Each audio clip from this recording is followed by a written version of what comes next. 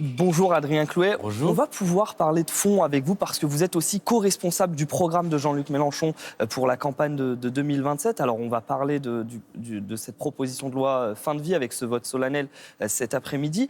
Mais d'abord, je voulais vous entendre sur le sujet de la canicule, des incendies. On a eu 3 épisodes de forte chaleur. Ce matin, plus aucun département n'est en vigilance rouge. On a des départements en vigilance orange, 69 départements. Est-ce que vous diriez que sur ces épisodes de forte chaleur, le gouvernement a pas trop mal géré la crise ? Non, le gouvernement était absolument en dessous de tout. Tout le monde doit bien comprendre que la question des canicules, c'est une question qui est politique. Elle est politique d'abord parce que le réchauffement climatique, c'est pas vous et moi. Le réchauffement climatique, ce sont des grands groupes industriels, notamment énergéticiens, qui ont décidé d'organiser l'économie capitaliste autour du charbon et du gaz. Premier élément. C'est donc un sujet qui nécessite une intervention politique pour bifurquer dans nos modes de production. Deuxième sujet, ce sont les conséquences des canicules. Alors, M. Barthez, on l'a entendu l'autre jour, nous disait que tout le monde était à égalité. Non, évidemment, tout le monde n'est pas à égalité. Il y a aujourd'hui des personnes qui cuisent dans des bouilloires thermiques à 35 degrés chez elles la nuit et d'autres qui ont la climatisation. Donc tout le monde n'est pas à égalité et il faut là aussi une intervention publique pour rénover le bâti et isoler l'habitat des gens. Justement, dans l'urgence, le gouvernement a notamment commandé 30 000 climatiseurs pour les hôpitaux. 15 000 devraient être livrés déjà cette semaine, selon la ministre de la Santé. Il y a aussi le plan Orsec, chaleurs extrêmes, avec des centres de rafraîchissement pour les personnes isolées. Ça, dans l'urgence, est-ce que ça va dans le bon sens ? Ah mais c'est picrocolin. On parle de choses qui sont marginales aujourd'hui. Ça fait des années qu'on bat les records de chaleur à chaque mois de juin, à chaque mois de juillet. Et le gouvernement, aujourd'hui, là, s'est dit « Ah tiens, si on commandait 30 000 climatiseurs ». L'hôpital de Toulouse, je prends un exemple que je connais bien. L'hôpital de Toulouse, ils en sont encore à avoir sur les fenêtres des couvertures de survie. Alors, vous allez me dire, c'est un progrès, c'était des blouses chirurgicales il y a 2 semaines. Mais enfin, il n'y a toujours pas de store, il n'y a toujours pas de volet, il n'y a toujours pas d'isolation thermique, rien de tout cela. Donc, le gouvernement est totalement à la ramasse sur le sujet. Il n'a pas mis 1 euro. Et la raison pour laquelle on est dans cette situation, c'est qu'il a fait des coupes budgétaires massives sur le fonds vert qui était en charge de la rénovation du bâti. Il y a aussi la question des incendies, avec notamment des incendies du côté de Fontainebleau ces derniers jours. Mais dans le débat public revient la question des Canadair depuis plusieurs semaines. Aujourd'hui, pour bien expliquer à nos téléspectateurs, nous avons 12 Canadair. On devrait en avoir à l'horizon 2033 16. C'est vrai qu'Emmanuel Macron avait promis 16 Canadair dès 2027. Et c'est ce qu'a souligné Jean-Luc Mélenchon, le leader de la France Insoumise, hier. C'est pas suffisant, 16 Canadair, même à l'horizon 2033 ?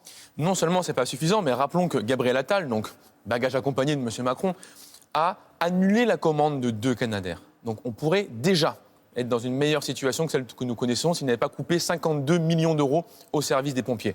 Alors après, si vous ne voulez pas prendre des Canadair, avec le même argent, on recrutait 1500 pompiers tout équipés. Donc il a eu un choix délibéré de démanteler les services de protection civile en l'espèce en coupant les 52 millions d'euros aux pompiers, qui aujourd'hui se battent comme ils peuvent, comme elles peuvent, à Fontainebleau. Peut-être pour prendre un exemple d'actualité, la forêt de Fontainebleau, c'est l'équivalent de 2500 terrains de foot qui sont partis en fumée, que tout le monde réalise bien ce dont on parle aujourd'hui. Et il y a une paupérisation des services de pompiers à tous les niveaux. Mais ce que dit l'entourage de Gabriel Attal, c'est que de toute façon, il y avait un problème de livraison parce que ces Canadair, ils sont produits du côté du Canada. Est-ce qu'il faut accélérer sur le développement de la filière française ? Mais bien sûr, vous voyez bien que tous ces dirigeants libéraux nous disent on ne peut rien y faire parce que c'est assemblé à l'étranger. Eh bien, ayons une réflexion collective sur comment on l'assemble en France. Il y a des entreprises françaises qui travaillent sur des projets. Il y en a 3, j'ai regardé, des projets en cours, déjà des prototypes d'ici 2028, 2031. Il faut accélérer, il faut mettre de l'argent. Bien sûr qu'il faut mettre de l'argent. Vous savez, moi, je suis député dans la région toulousaine.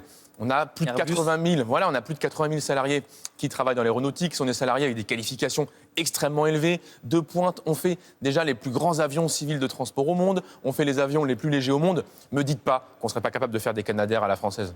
Jean-Luc Mélenchon a aussi parlé des avions A400M en disant « Nous sommes capables de faire l'avion de guerre le plus performant, le Rafale, mais nous serions incapables de déployer les A400M, des avions transformés en bombardiers d'eau pour lutter contre les incendies. » Ça, c'est ce que dit Jean-Luc Mélenchon. Sauf que le ministre de l'Intérieur l'a dit de manière très claire. Il va y avoir des tests et ça va être testé sur des feux de manière réelle d'ici 8 à 15 jours. C'est donc possible. Ah mais c'est possible, mais pourquoi attendre toujours le dernier moment ? Vous savez, un macroniste, c'est comme un député insoumis mais qui n'aurait pas d'idée, qui serait toujours en retard.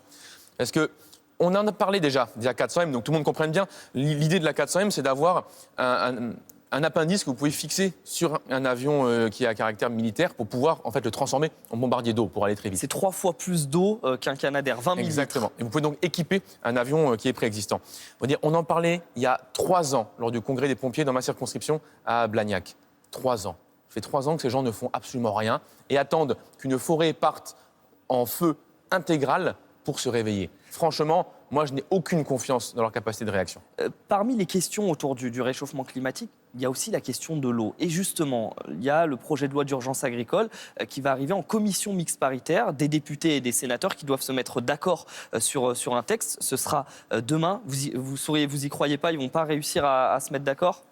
Je vais vous dire, moi, j'espère que non, parce que c'est encore un texte qui dérégule le secteur et qui est un blanc-seing donné à toute l'agro-industrie, à tout l'agro-business qui va continuer à étrangler les petits paysans en centralisant entre certaines mains, très peu nombreuses, l'ensemble des ressources agricoles.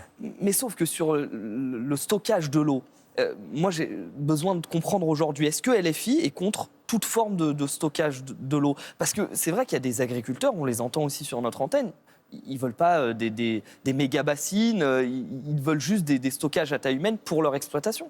Mais qu'il y ait des stockages à taille humaine, ça c'est une chose. Mais c'est jamais ce que font les macronistes. Ce que veulent les macronistes, c'est effectivement, vous l'avez dit, créer des méga-bassines dans lesquelles une infime minorité du monde paysan à tel ou tel endroit capte intégralement l'eau et parfois est capable du coup de contrôler les autres en leur refacturant. Nous, on n'est pas d'accord avec ça. Mais prenons quand même le sujet grand angle. Quelle est la meilleure manière de capter et de collecter de l'eau? Eh bien, c'est dans les zones humides. Et qu'est-ce qui disparaît aujourd'hui en France avec Emmanuel Macron?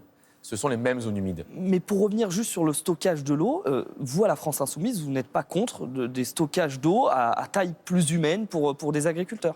De toute façon, ça se fait. Il y a des citernes, il y a des coopératives qui organisent cela. En revanche, nous ne sommes pas d'accord. Nous ne serons jamais d'accord pour une privatisation de l'eau et le fait que certains puissent collecter l'intégralité de l'eau au détriment des autres. C'est-à-dire pomper la nappe phréatique, en garder le contenu dans une espèce de grosse citerne pour que tout le monde comprenne bien ce dont on parle et ensuite puisse refacturer aux autres la consommation de cette eau. Certains agriculteurs nous disent si on ne règle pas la question de l'eau aujourd'hui, on devra importer ce que l'on mange. Qu'est-ce que vous répondez à ces agriculteurs? D'abord, malheureusement, c'est trop tard. L'importation alimentaire, elle est déjà aujourd'hui en cours. Mais la France a perdu sa souveraineté. Ouais, ils ont raison.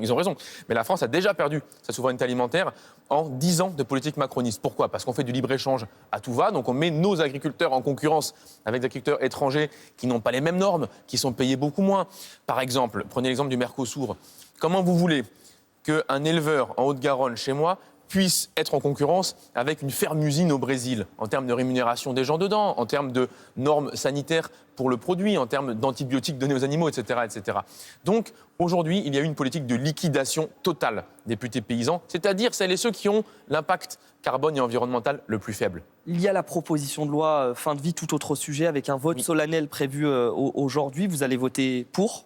Tout à fait. Alors, certains sont contre, notamment du côté des Républicains.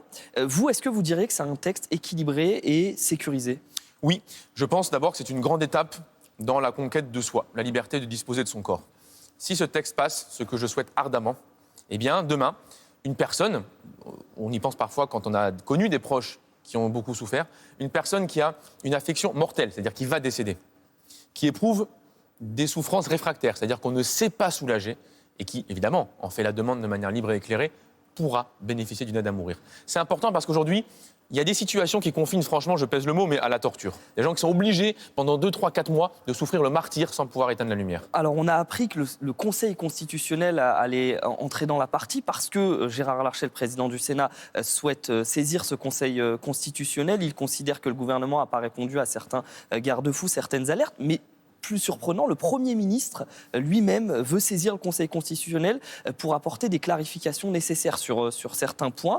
Quelle est votre réaction à cette saisine du Conseil constitutionnel de la part du Premier ministre sur ce sujet? Il n'y a jamais de problème à clarifier un texte de loi, donc qu'il le saisisse s'il l'entend. Moi, je m'étonne que le Premier ministre, apparemment, ne parle pas avec les rapporteurs sur le texte. Vous savez qu'il y a des macronistes, il y a aussi une insoumise. Mais je m'étonne que le Premier ministre, visiblement, ait perdu le numéro de téléphone de sa propre majorité pour pouvoir échanger avec elle. Bon, S'ils veulent faire ça au Conseil constitutionnel, qu'ils le fassent au Conseil, il n'y a pas de souci. Il y aura une décision d'ici un mois. Dernière question, ceux qui craignent des dérives, parce qu'il y a de nombreux députés et des sénateurs qui craignent des dérives avec ce texte, ils disent, parmi les potentiellement éligibles, les personnes qui pourraient être éligibles, selon eux, figurent des personnes qui souffrent de certaines affections de longue durée, diabète, insuffisance rénale aiguë ou en situation de handicap. Qu'est-ce que vous répondez ? Alors, le diabète n'engage pas un pronostic vital. Vous ne pouvez pas décéder du simple fait que vous avez un diabète, donc ça n'ouvre pas le droit à l'aide à mourir. Moi, je n'y serais pas favorable, de toute façon, dans ce cas-là. Je rappelle, il faut avoir une affection qui engage votre pronostic vital et avoir des douleurs réfractaires qu'on ne sait pas soulager. Si vous n'êtes pas dans ces catégories-là, vous ne pourrez de toute façon même pas en faire la demande. Merci Adrien Clouet pour vos réponses, député de Haute-Garonne, la France Insoumise, et vous serez très impliqué dans la campagne de Jean-Luc Mélenchon.